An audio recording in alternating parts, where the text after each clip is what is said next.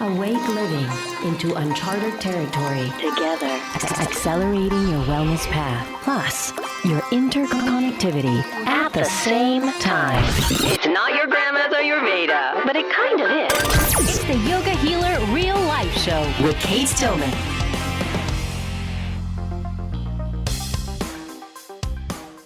Hello, it's Kate, and welcome back to the Yoga Healer Real Life Show. And today's show is Sean Guinan of environmentalpediatrics.com and holistickids, KIDZ.com. Sean, besides being a father of 4, is an expert in pediatric acupuncture and in rewilding our kids. And so today's conversation really taps into his background as both an environmental biologist, as an acupuncturist, and as someone who has studied a lot of environmental medicine. He totally knows what's going on. So listen to everything he says and test it out and take it in and notice for yourself on what is really working for the human species, raising the next generation. All right, on to Sean after these messages. Oh, and big news, Sean is starting a course, Nature Prescriptions 101, Healing Nature Deficit Disorder in Children from the Outside In. It's really geared to wellness professionals and holistic healers who are working with kids with obesity, allergies, asthma, attention deficit disorders, motor control issues, sensory processing disorders. And anyone who's like basically working with kids should take this class. Go to yogahealer.com/pediatrics. Today's podcast is brought to you by Awake Living. If you are operating at a higher level of consciousness, if you know how to take care of your body, then you are eligible to apply for your free Awake Living coaching session at yogahealer.com/awake. We're coaching peeps who want to optimize their time, hit their goals, up their game, refine relationship resonance, and expand their wealth. Check it out at yogahealer.com/awake. This offer is time limited, so act now.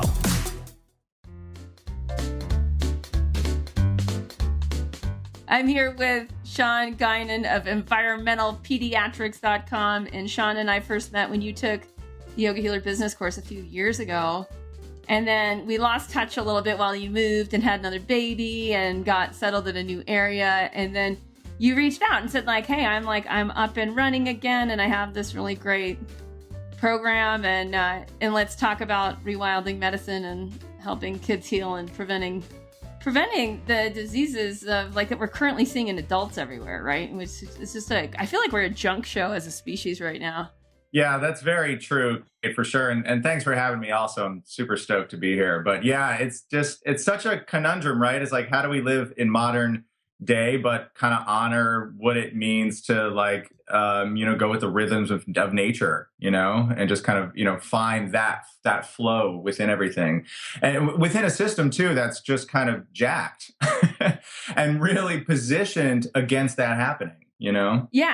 No, I do know. I mean, it's serious now. It's like you go in the grocery store and most of the stuff is not really suited for your physiology. I mean, it's tough. And then even like with the whole orientation of the holistic industry, it seems like it went heavy into supplementation in the last 30 years or like since its arrival, because that's where the money is. And there's just like nothing really makes that much sense. Yesterday I was on a mountain bike ride with my brother and my husband, my 2 favorite mountain bike partners. And we stopped along this, we stopped along these like little creek crossings and I'm like, stop!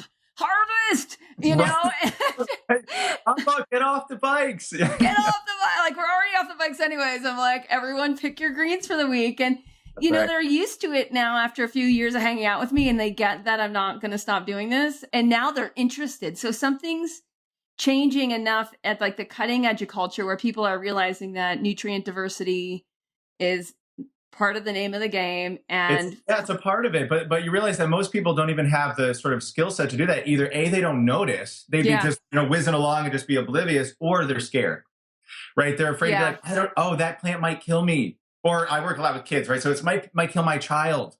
And you're like, yes, you have to be selective. This is very true, and educated about your local environment. Yeah. But disconnecting from it completely isn't really going to do us much service. That's for sure. Yeah. So let's talk about this, because we had a little dinner party the other night. We were talking about, someone was like, everyone needs to be on probiotics, and I was like, well, No, not, I don't agree with it. I mean, like if you know, like that morning I had gone out into the field near our new house and picked some thistle, right? Yeah. And didn't like scrub the heck out of it. Didn't totally like disinfect it before. Thank you for that. don't do that. Yeah. Right. And so let's talk about like the prebiotic effect of having dirt and microorganisms back in our food instead of having everything like hyper sanitized before it enters our palate. Exactly. And to be honest, even little critters on there, even little bugs and all the rest of it, it's like that's all real juice in there. You know, we want that in there. And removing that in this whole like hygiene focus, you know, over sanitized culture, you know, really is not actually being helpful. And what we're finding is it's just being super harmful for sure. So yeah, we want the dirt on the plants. We want all of that. No, do you need to take a probiotic supplement? Does everyone need to take one every day? I think the probiotic industry would like you to think that for sure, of course. You know, but when we actually look at it, no, not at all. Yes, probiotics can be therapeutic for a period of time, you know? Yeah. If someone is just super out of balance or there's a lot of dysbiosis, imbalance of sort of, you know, good and harmful bacteria. Well, wait, let's talk about this because like, what if, I mean, for me, I'm like, why not just make your own sauerkraut and add some different, when I talked with the wild fermentation guy, what's his name? Sander. Yeah, totally. Great guy. Know, he's like as far as the science goes, the more different stuff you add. So if you have like carrots and cabbage and some apples, like you're getting all these different strains of probiotic. And that's it. And they're local. Right? It's like ultra local micro ecology, these little microorganisms that are just going to be feeding off of it. And it's built in fiber. The fiber, right, from those plants and diverse plants are what they're going to be feeding off of when they're in your gut too. So yeah, right? You know? Yeah. So that's their food source. We have to think of it. It's like our insides, it's just microcosm of the macrocosm, right? So there's a whole extensive and really complex ecosystem that's going on inside of us. Yeah. And we can honor that by honoring the external ecosystem or the external environment and our relationship to it. But, you know, with that said, you know, some folks are coming in and they want that pill. Well, I mean, I think that's just the thing. We've been trained to the pill and we've been trained and the pill. I mean, my whole point is like, if you got a whole bunch of pills and you got a whole bunch of powders and you're mixed, you're it's like, okay, that might be closer to whatever you were doing before. Right. But like, just get that, like at some point it gets really inexpensive. Mm-hmm. Right. It gets really local. It's all about the relationships between you and the food producers in your ecosystem. Yeah. And some of those food producers are the plants themselves. So you start talking to people and you start talking to plants and you start getting more involved and you start, you know, doing things like we did yesterday, which is like grabbing a bunch of leaves and drying them out overnight and adding them to green stuff this morning, you know, and it gets really connected and really easy. And it doesn't look like an expensive supplement in a bottle at some point. Right. Absolutely. How I use it, though, is that bridge where it's like if their reality, right, where their reality is, so like it takes a time to up their reality. Right. So if they're coming in, they're expecting a supplement, expecting a pill. It's like, fine, I can do that for you. Yeah. That's within my scope. That's within my training, whatever. Yeah. That's where I start you. But realize that is not the end goal here. Right. You know, and then as they start feeling better in their bodies, we have a series of conversations over time and their worldview begins to shift and begins to change. Then we start having those conversations of like, hey, I'm going to give you this top 10 list of probiotic rich foods. And we're going to start there. Sure. Go ahead. You can try and buy them in the store. Go for it. But eventually we're going to teach you some skills. Yeah. So tell people what are some of those? They're thinking that right now. Like, what are the ones? Yeah, like in terms of probiotic-rich foods, you mean? Sauerkraut's top of the list is what we're finding. Like the probiotic load of all those microbes, that's top dog. And as you said, so easy to make and awesome. Kimchi's another one if you like a little spice. Kombucha if you want the drinks, or kefir. And that a lot of times with kefir, people think, oh, it's dairy and maybe I don't do dairy. It's like, no. There's water-based kefir. It's all good. Don't sweat it, right? Yep. And you can make that. Again, order the grains online or whatever. Get your friend who's making kefir. Maybe hopefully you got some friends in a community rallying around you, right? Yeah. Or start one, or just like find one other friend and you make the sauerkraut and they make the kefir and bam, now you've got both. Yep. And then you're good, right? Exactly. And some folks, you know, are a little, again, with the dairy thing, raw milk and raw milk products, believe it or not, can be quite therapeutic. You know, prescribe them for kids, even for asthma, respiratory issues, and all the rest of it. It really enhances immune functioning. Well, in Ayurveda, like that's for the Vata types of, it's not for, I mean, even with Kapha types, you can use the turmeric and ginger with it and you can kind of try, you know, kind of antidote it. But Yeah, Right. it's huge. And it's like, it's moderation. It's like, what else are you doing? Do I want you sitting like down and eating 12 glasses of raw milk? No, that's not helpful. Right. Yeah. But a little bit here and there is like very much more as nature intended rather than this homogenized, pasteurized product is really a food product then at that point, and it's not real food, right? Yeah. But there are some therapeutic benefits to it, again, depending on the person, depending on the presentation and all the rest of it. Yeah. But those are definitely those are like my Right. top ones for sure that Yeah. are like just no brainers for people, Yeah. that we got to get them going. And most of them, again, you can make them at home, which is awesome. And I can imagine a lot of people saying like, oh, my kid won't eat sauerkraut. But for us, it was interesting. And I'm not sure when Indy became like this massive sauerkraut fan that she is today.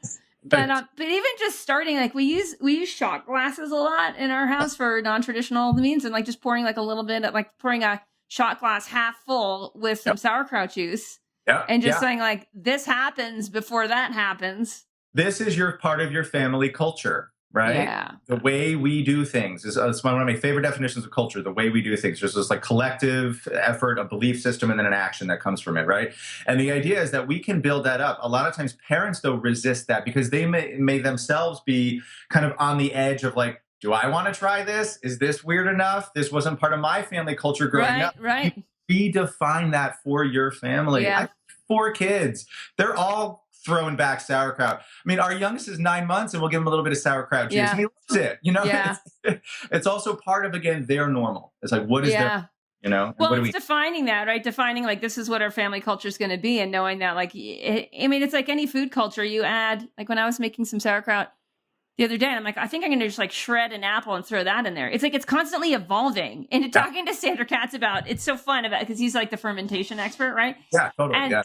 And he talks so much about really just like continually evolving the taste and how no 2 batches can ever turn out the same. And if we get this within our own families, that like, oh, your family culture is going to be totally unique to you. You're constantly inventing and reinventing it and defining it. Right. And is it working, or what do you need to add in next? Is it a little grated apple? But how awesome and how beautiful is that though too, right? That a child gets to see it's like your relationship changes. What is normal within one moment isn't normal within the next moment. And there's a great learning kind of experience within that too. But what I'll also add to that conversation is like, the like microbiome stuff and all the rest of it, that can even happen outside of food. And that's what a lot of people don't realize too. It's like, let your kids get just filthy. They should be puddle jumping, mud pie making, digging around for worms. I mean, that stuff should be happening. With them sitting there, their hands in the soil, their skin microbiome's enhanced, right? They're breathing it in, their lung microbiome. That's a thing, right? Yeah. That's enhanced as well, too. Obviously, we want them having a little bit in their oral microbiome, their mouth microbiome, then they ingest it, it gets into their stomach, or their gastrointestinal system, their gut microbiome.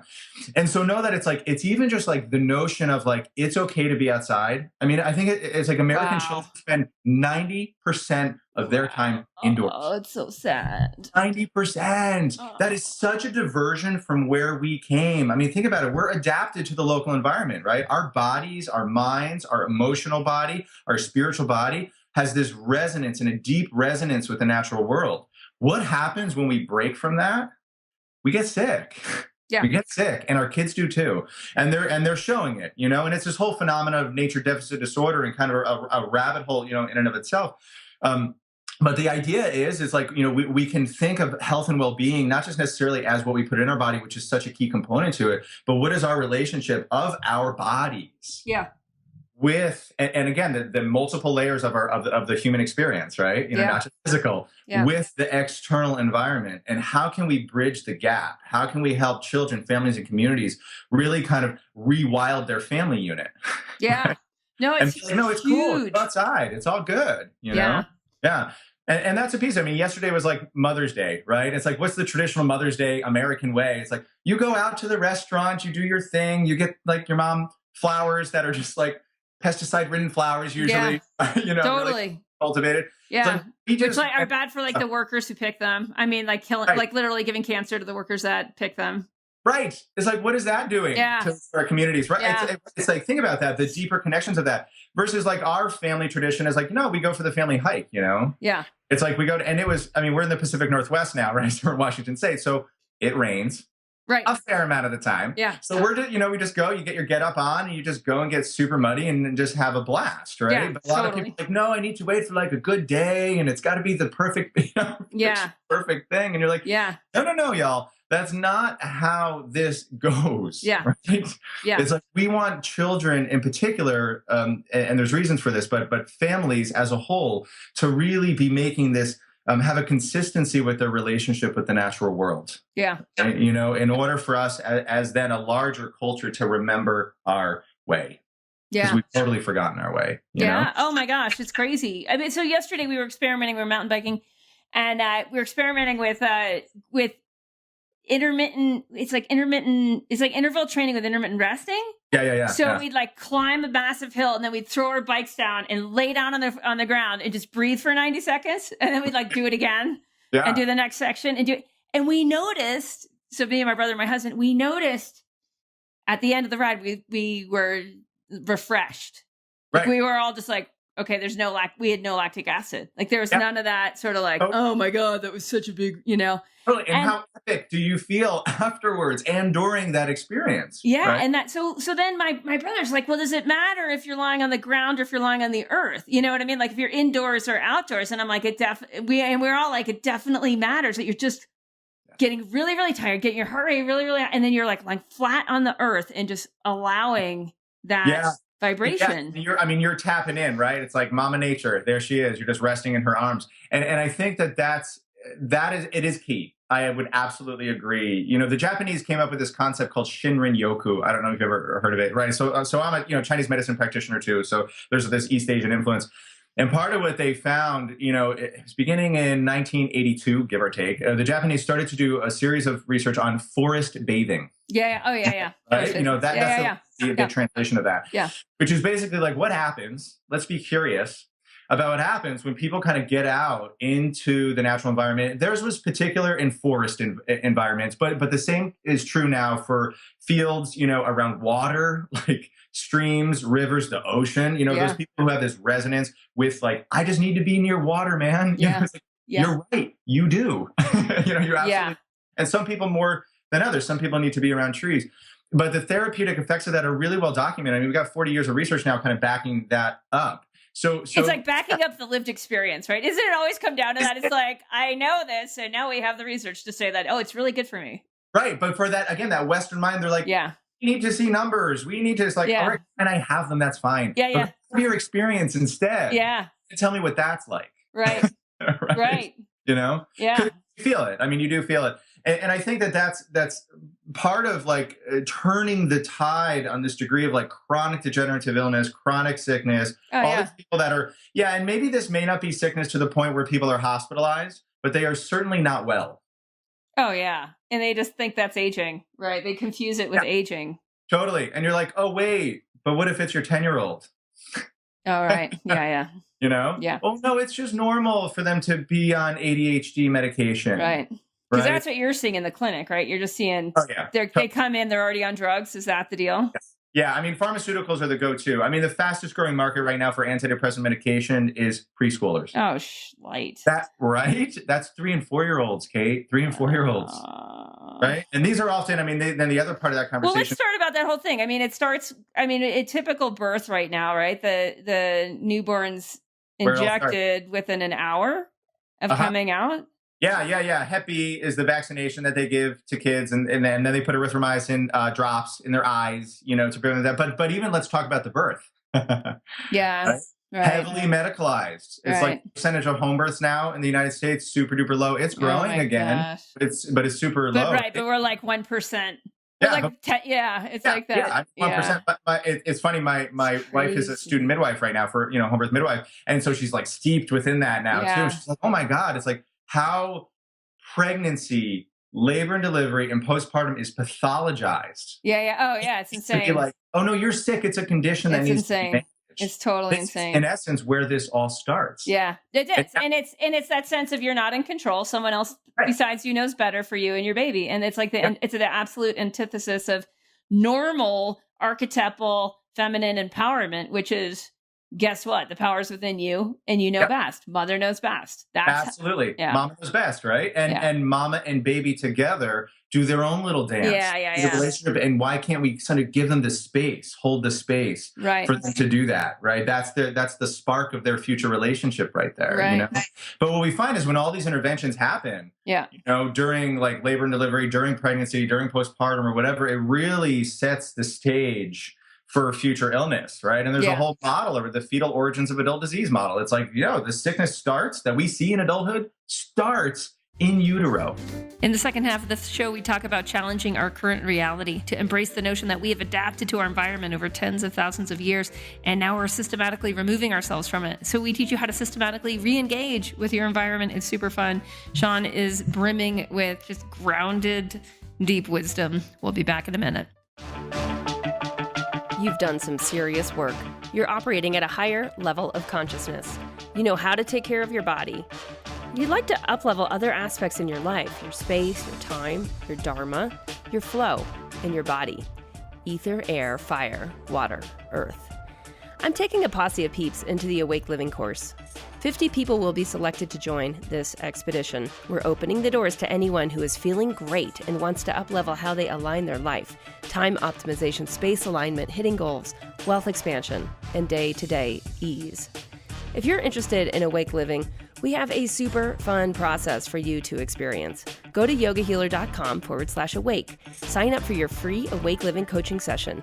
During your free Awake Living coaching session, you will refine the next version of you. As a bonus, you'll receive the 60-minute workshop, Insider Scoop on how I optimize my day as a yoga mom, tribe leader, and social entrepreneur. Go to yogahealer.com/awake and sign up for your free Awake Living coaching session.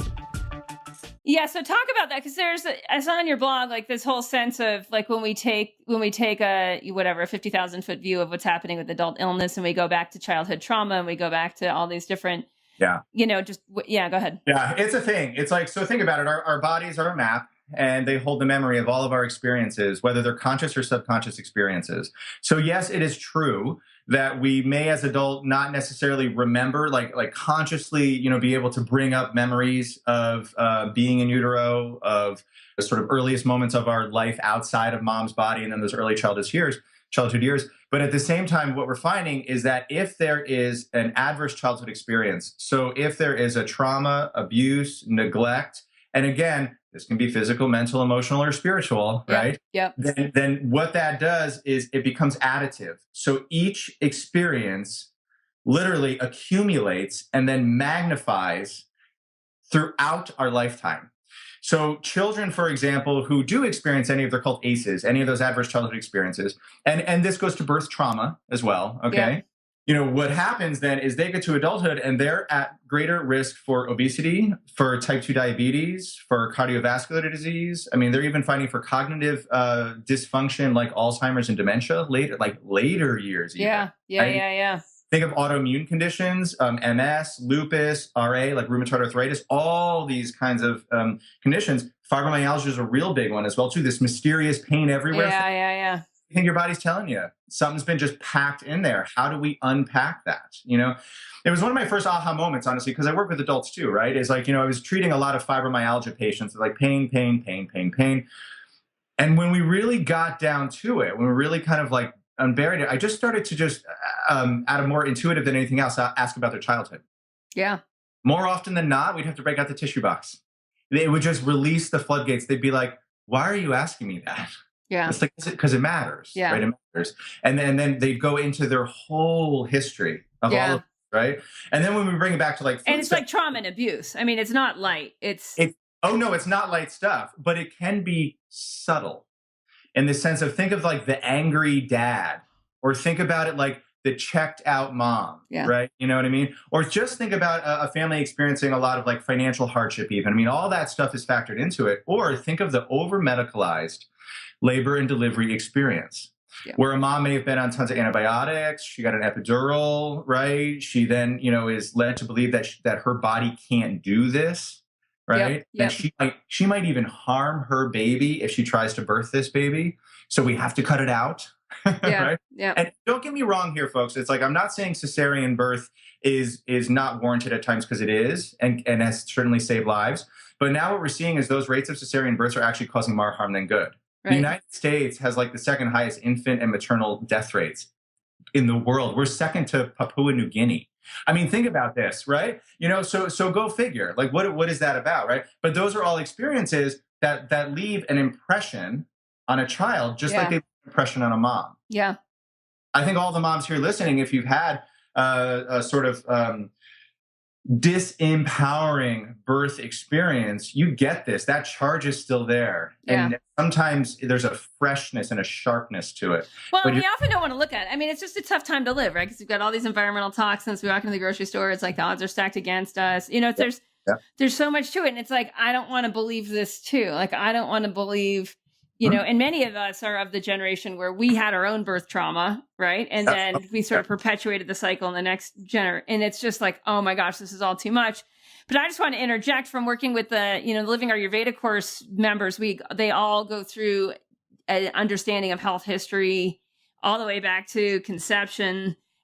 As they're learning Ayurveda, they're looking at and digesting this. And there is this digestion and absorption and recalibration process that gets to the root of those aha moments, and just having the perspective of like, hey, you know what? You don't have to dive into this all at once, but just being a little curious and just allowing the insights will create more connection and more, actually, like, some part of your nervous system will start to relax, because that otherwise the pattern is so much anxiety in it. It kind of like keeps you with that existential anxiety. Right. I think that's a brilliant point. Is like, I don't want to confuse the matter in the sense of where these things can't be overcome.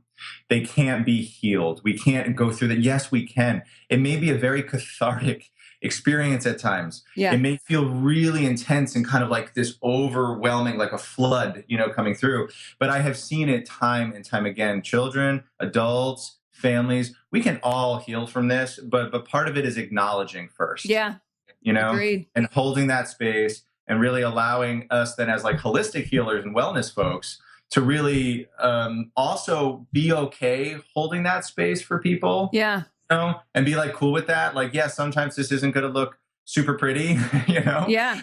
And it's not going to be like maybe really comfortable, but know that setting that intention around that and holding the space around it is just hugely and wildly therapeutic. Yeah. Well, and it really speaks to the need for, for practitioners of all sorts, like anyone who's working in wellness, is to when it's like with the person in front of you, like, how much of the whole picture are you getting?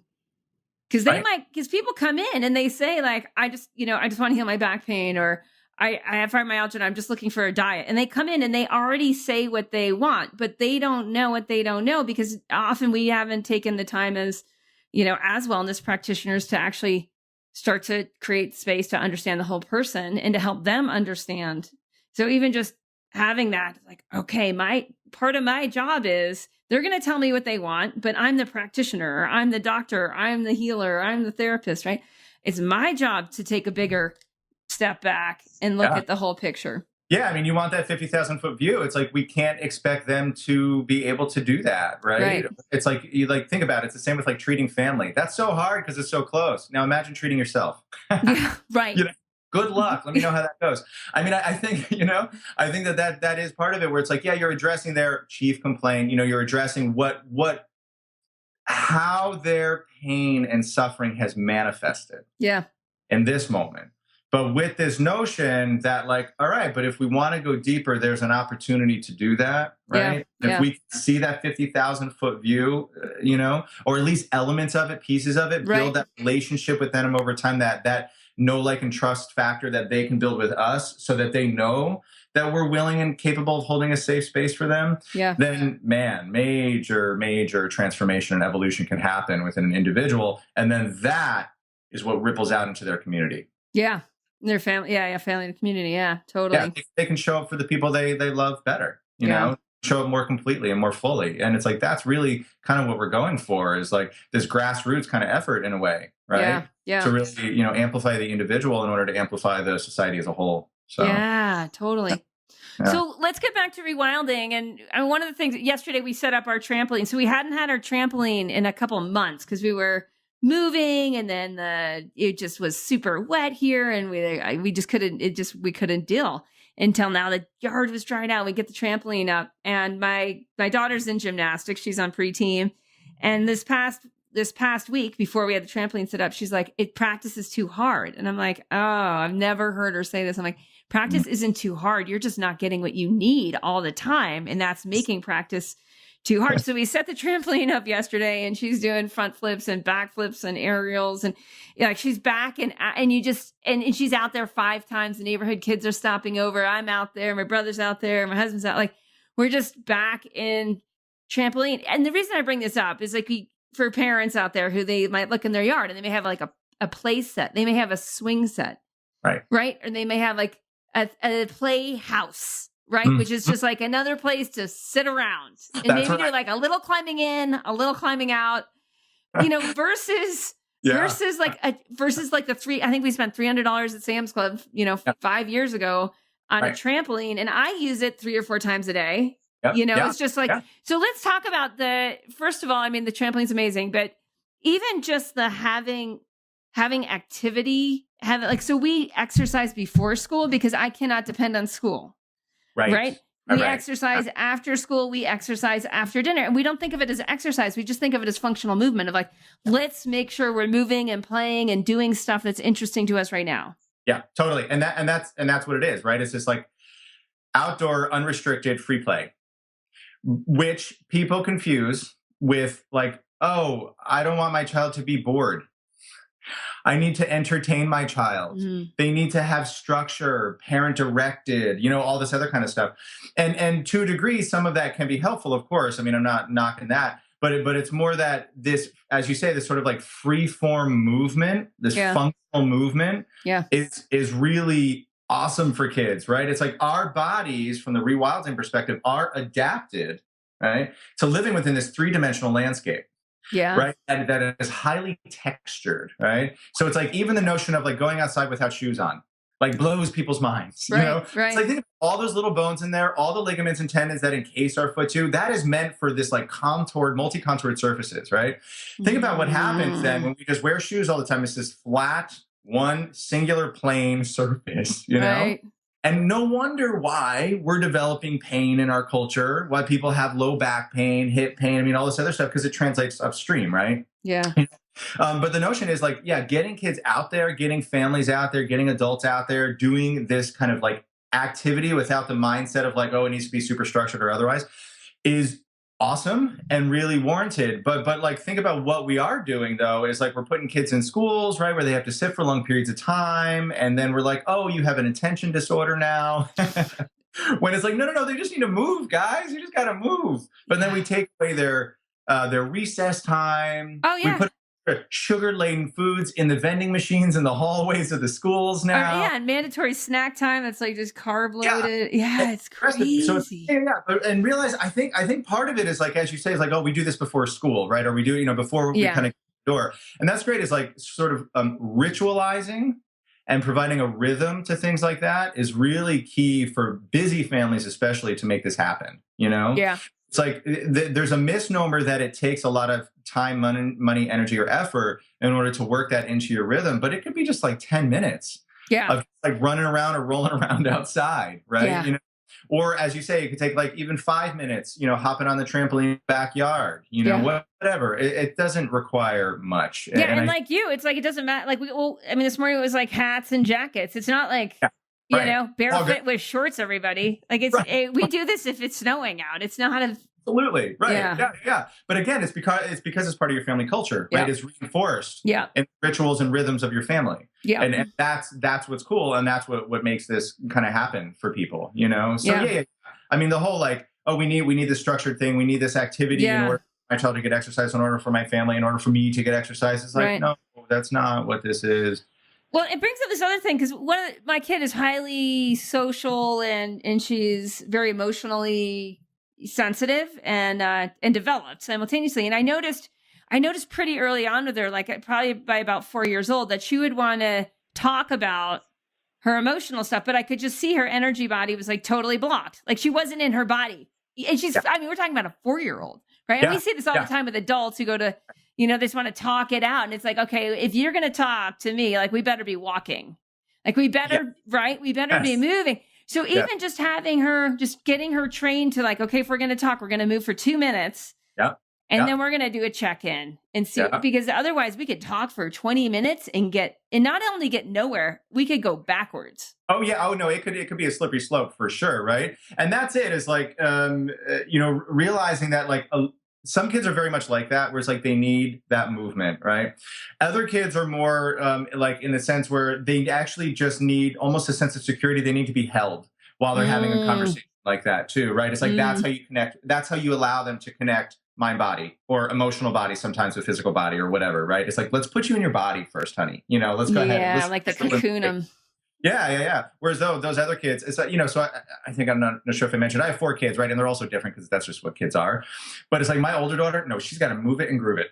It's like, let's do this, honey. Or let's work this out on the trampoline right now. Yeah, exactly. You know what I mean? Or whatever. And it works phenomenally well. Otherwise, it's just this emotional kind of show, that happens, right? Totally. Versus my second in line, she's 6 now. She's like major thumb sucker, super introvert, has this whole internal kind of imagination world. It's like, for her, actually, she'll retreat when she needs to like process something. And so for her, she's the one that we kind of have to sit there and hold and embrace and support and nurture in that way. And then she feels comfortable letting that out, right? Of like, oh, now I feel like there's a safe space for this, right? And my emotions can move more fully and completely into my body, Yeah. So that makes perfect sense. Yeah, but it just kind of depends. But nature can provide that for people too. Again, the whole like rewilding thing. It's like some kids, they really resonate with trees. Make sure you're getting out in the forest a lot. If you got water near you, make sure other kids, like my thumbsucker, resonates with water. Dip her feet in the water, voonk. She's in it. She's in her body, right? It's like thought, and just stuff like that too. Realize that like nature can be therapeutic. Our relationship with our kids can, to a degree, then use the external environment, as a form of nurturing and supporting our family as they grow and develop over time. Yeah.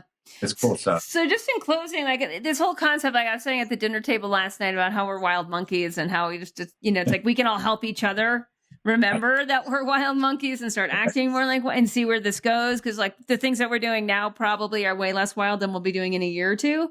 Yep. Right. And then just looking at that, like if we get that this is part of our trajectory towards health, is this rewilding, like re-getting that, like, okay, guess what? You're part of the 5 elements. You can't be separate from them. Yeah. And that if we try to look to like what's going on in mainstream culture, we know that's like, regression, massive disease laden regression. Yes. And so we kind of get that we got to see who else, it's like you kind of like lift your head up and you're like, who else has figured out the wild monkey thing, and like, what are they doing over there? Like, what are they testing? What are they experimenting with? What's working? How are they having fun? What are they also now starting to experience that they aren't, they weren't experiencing before, whether that's having a collective fermentation group in their neighborhood or whatever it is. Yeah. And that's it. I mean, it's finding your community, find your peeps, right? And know that it's like we are greater and we are stronger in our numbers and we can learn from each other. So it's like, finding that within your local community. I mean, the beauty of technology and the irony of it is we can also use this, to tap into this larger global rewilding community and see what people are doing. Amen. So that's super cool. And there's just like tons of information out there around that. The movement toward homesteading right now, Yeah. So big push toward this. And it's so amazing to just watch it ballooning right now in response. It's like almost like a counterculture, that's really developing from this. But it's like, the whole notion of the rewilding movement is like, let's reverse some of our like domestication, that has happened over the past, say 500 to 700 years or so, right? Yeah. Let's just take a step back to that point, knowing that we can go further, and how do we do that? How do we kind of re-engineer our relationship to the world around us? And what does this look like? And the truth is we're figuring it out. Yeah. Right. We're figuring it out, but we can really learn from each other. And I feel very strongly called to bring this like rewilding notion back to medicine too. Yeah. Because it's like, again, to bring it back to what we talked about in the beginning, it's like, is it all about supplements? Is it all about the latest like fad diet? Is it all about a pharmaceutical or a surgical intervention? Is that what we're doing here? Is that medicine now? Maybe by conventional medicine standards, but it's certainly not healing. Yeah. They're different. Yeah.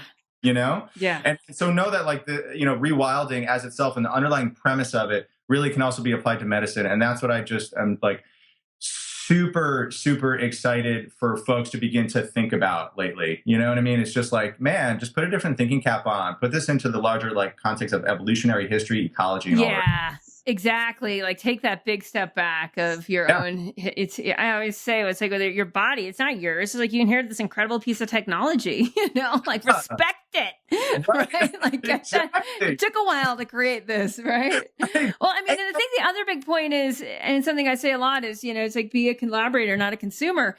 And it's that shift of like going to like consuming medicine or consuming supplements or right? Or consuming food into like collaborating with your environment. If you're homesteading, like collaborating with your animals, collaborating with your plants, right? Collaborating with your neighbors and getting like, okay, that's part of it. Like that's a mindset shift. That's a different thinking cap, like you were saying. Yeah. And when you catch yourself in consumer mode, just know like, hey, it's take a breath. Like you've been trained into that. Like that's that's the water you're swimming in, right? Yep. Exactly. But it's like, as you said, like, we're all monkeys or really, apes or whatever running around here, and like, let's go ahead and acknowledge that for a minute. Yeah. And allow that to alleviate some of the societal pressure that we unknowingly carry around. And that causes us harm, Yeah. We have a choice. And it's just realizing there's a space between ourselves and a choice, Yeah. So, yeah. Awesome, Sean. So much fun to have you on, and excited about your new course coming up. And we'll have you back. So when you want to talk about a few other things that are hot in the world of us being wild monkeys and pediatrics, just let me know. Yeah, I'm down. I loved it. Thank you. All right, everyone. Thanks for listening, and go outside and play and rub around in the dirt and get it all over your skin, and know that you are feeding yourself the 5 elements directly from the 5 elements. All right. We will be back next week with Tiffany Cruikshank of yogamedicine.com. Also has a background in acupuncture and TCM, but with a very different trajectory of her career. And this Thursday on Dharma and Dollars is graduation advice input I have for the graduating class at the California College of Ayurveda.